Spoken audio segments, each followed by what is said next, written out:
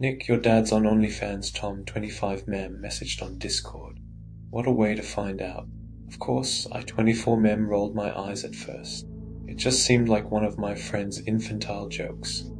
A playground insult that might have tickled me when we were younger. I wouldn't have taken my oldest friend seriously if it hadn't been for the link I received a moment later. Their dad 54mem posed in all of his glory. Not in the nude, thankfully, but far from decent. My father's cover photo depicted him lying provocatively on a faux leopard skin rug, revealing his greasy, matted chest hair through a silk robe of matching black and orange design. It was not a pose that his employer would have found appropriate. And even with the knockoff Ray-Bans covering his eyes, I recognized him. That goofy smile, once so endearing, was edged to me. It felt as if the image were cutting my eyes. "What the fuck?" I messaged Tom. He replied, "I knew Pete was struggling after your mum left, but fuck, mate. That's shit. I've always wanted to see Papa Pete's guy," my other friend, Simon, 24mem, said.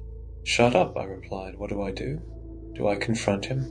"You should sub," Simon messaged. "Bog off," I said. "He's kind of right, Nick," Tom said. "You need to know what's on there." "No, I don't. I really fucking don't," I replied. "Then we'll do it," Simon messaged. Tom asked. Tom. "I'll need your emotional support and a bottle of bleach after combing through all of those photos and videos. We'll take it in turns. I look at a post, then you look at a post," Simon suggested. "Pete has thousands of nudes. His account dates back to 2020. How about you look at the first photo? Let us know the damage. Then I'll subscribe if you want to share the burden." Tom asked Simon. "Already seen it," my other friend replied. "It was weird. WTF, you subscribed without telling me?" I messaged, feeling betrayed. "Sorry, Nick," Simon apologized. "Curiosity got the best of me. But don't worry, I didn't see your dad's pecker or hole." "Jesus Christ," I replied. "Please don't ever say those words again. Don't send the photo, please, but describe it." "It was worse than a nude," my friend said.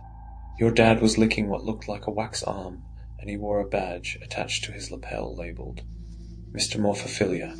I googled that word. Pete has a fetish for deformed people." "Oh, that's not so bad," Tom messaged. "I was expecting worse. No offense, Nick. But it was kind of a given that your dad was into freaky shit. He's an off-creator. Pete's page is insane," Armin said. "His fans are unhinged, Nick. They're commenting all sorts of degenerate things. I mean, fair play to him. He's got a devoted following. But he might want to get some security, because these subscribers are a little too into him. They're giving me psycho vibes. Want me to send some screenshots?" I said nothing in response. I closed my laptop, curled into a ball under my duvet, and hoped I would wake hours later to find that the whole thing had been a bad dream, or that my friends had fooled me, created some convincing AI images of my father, perhaps. Still, I knew them, and I knew even that level of Simon and Tom foolery, as I often called it, was beneath them. I woke up around 5 a.m., having only managed to get 3 hours of sleep, and when I opened my laptop, I saw that my friends had continuing messaging each other, continued conducting their research. "I subscribed," Tom said. "Shit, the next photo is worse." "I know," Simon messaged. "You've seen it. I thought we were going to take it in turns. You know, look at alternating posts to save our sanity," Tom messaged. "Yeah," Simon said. "I get it," Tom messaged. "I feel it too. Nick, I hate to say it, but this is legitimately beautiful." "Simon, did you watch the video Pete posted a week ago?" "Next fucking level." "I know," Simon said. "I think I recognize that girl," Tom said. "She was in my class at university." "No spoilers," Simon said. "Let's wait until Nick wakes up." "No spoilers," Tom agreed. "My God, I've not felt this way in a long time." "Swadia." "Yes," Simon replied. There was a gap of 1 hour without any exchange of messages. I hoped that my friends would have changed the topic after the initial unsettling flurry of opinions on my father's OnlyFans content. Hoped that they would have said something to remind me that they were my friends. But they didn't, and they weren't. This wasn't some practical joke. I knew Tom and Simon well, and this wasn't them. Their conversation resumed around 4 a.m. It started with a short clip that Tom had attached, and I wish I hadn't played it. The video opened with a shaky shot of my friend's desk. "Hello, Nick," he said, gleefully giggling behind the camera. On Tom's monitor, I caught a glimpse of Dad's page for a moment, peeked over the paywall and felt a pang of agony. The same sensation that I'd felt upon eyeing his cover photo, but twice as painful. Even through a phone's camera, an image of an image. Given the change in my friends, I dread to think what gazing directly upon my father's posts would have done to my mind. I don't think I want to know. But it was clear that Tom and Simon had seen something which fundamentally altered their very souls. That flicker of the computer screen, fortunately, too hazy to distinguish, seared more than my eyes. It seared my skin from top to toes, stopping just shy of consuming more than my physical form. I screamed, feeling some unbound force, trying to untether my mind from my body. I didn't know what was happening to me, but I knew it was the same thing on a lesser scale that had happened to my friends. Perhaps Dad had brewed the perfect combination of pixels to hypnotize folk into parting with their money. Perhaps he'd been consumed by something beyond earthly explanation. I still don't have an answer. "I want you to understand, Nick," Tom continued, moving a kitchen knife on his desk into view. "I want you to see that your dad has done a beautiful thing. I'm going to be a part of that thing." I trembled as I realized what was about to happen.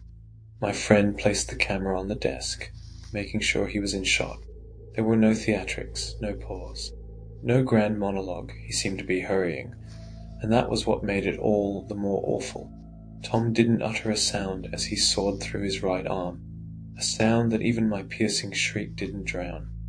His calm demeanor, whilst enduring such pain, almost made me doubt the validity of the footage. But his face was finally in frame, and it told me that this was real. There was no faking his ghastly smile, accompanied by tearful, jubilant eyes. That wasn't my friend. With the awful squelch of innards and sharp cracking of bone, my friend's forearm came loose, came free like pulled pork just below the elbow joint. Tom released a triumphant roar as his blade met the blood-soaked wood below. Then he let his severance instrument splash into the growing pool. My friend was shivering not with agony, but primal delight as he lifted the dismembered limb with his remaining hand, lifted the bloody appendage towards the camera. The video ended there. My face was painted with snot and tears, and I was struggling to breathe through sharp intakes and releases, through a throat hoarse from screaming. That was why, when I saw a Discord message from Simon had been removed, I felt relieved. I don't know what my other friend sent, but if it were anything like Tom's video, I wouldn't have wanted to see it. However, the final 3 messages brought my teeth together. "Nick isn't ready for mine," Simon messaged. "No," Tom replied, "he isn't. But he felt it for a moment, felt what we feel, and he felt it for free, Simon. For free. What a gift. Do you think Daddy wants him to see?" "I think Daddy wants all of us to see," my other friend said.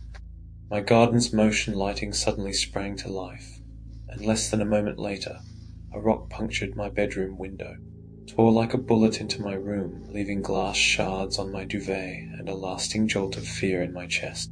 Quivering, I shuffled along the bed, then peered around the edge of the window frame, something I immediately regretted. In the garden, stark naked, were Tom and Simon. Without clothes to hide behind, there was no fudging the facts.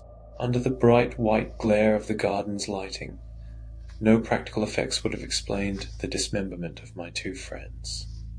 Tom stood, right arm absent, with his remaining hand gripping the left handle of the wheelbarrow below. And lying in that cart like a bloody mound of mulch and brambles was the still moving body of Simon, a living, breathing body without arms and legs, a torso immobilized but somehow more alive than ever. Even from the top window of my home, I saw the smile on Simon's face, a face coated in trails of blood from the eyes he had plucked from their sockets. "Nick," Tom called from below. "I see you." Simon yelled something incoherent, opening his mouth wide to reveal that he also lacked a tongue. "Simon says it's time for you to see Daddy's page," Tom shouted, before pushing the wheelbarrow towards the patio doors. I yelled at the sound of shattering glass. Then I hurriedly slipped into my joggers. I did not run towards the front door. as I knew I would only meet my two unhinged friends. I tore open the bedroom window, ignoring Tom's delirious cackles as he dashed through my house, and I reached towards the trellis on my rear wall. An exterior feature I was glad to have installed the summer before. "I'm going to have to leave you here for a moment," Tom said to Simon. I heard my other friend release a series of giddy, unintelligible murmurs. The hauntingly happy moans and groans of a man trying to speak without the means to do so. Stairs creaked rapidly, and I screamed as I hurled my body out of the window, fingers weaving through the criss-cross structure. The wooden framework of the trellis bent and strained under my weight, working fiercely to cling to the wall.